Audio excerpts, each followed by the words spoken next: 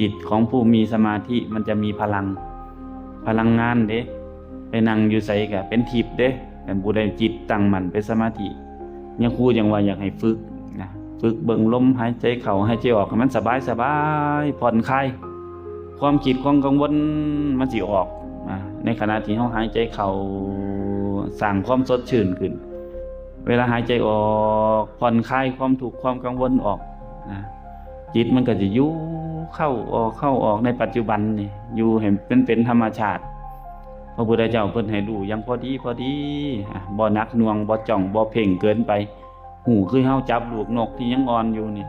หูไปจังซี่จิตใจมันสิโล่งโปร่งเบาขึ้นอกุศลที่กำลังเกิดขึ้นในจิตในใจก็จะถูกระงับลงไปในการรู้ลมหายใจน้องมิฉะนั้นเฮาเพียรเอาฝึกเอาอย่าประมาทในชีวิตของเฮามันบ่ายค่อยหน่อยลงไปทุกมื้อจังสิเบิดลมหายใจมื้อใดอย่าประมาท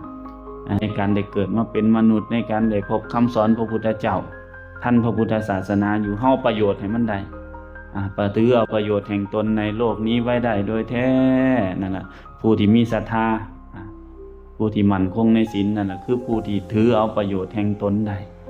อย่างน้อยๆเฮาเบิดลมหายใจจากโลกนี้ไปเฮาบ่ตกไปนรกเฮาบ่ตกไปภูมิขันธ์ต่ำเพราะว่าเฮาได้สั่งสมมาบุญกุศลคุณงามความดีแต่เต็มเปี่ยมแล้วมันอิ่มแล้วนะมิฉะนั้นก็อย่าประมาทเนาะเอาก็มุทนานำทุกคนเด้อมื้อนี้ก็รับพรซะ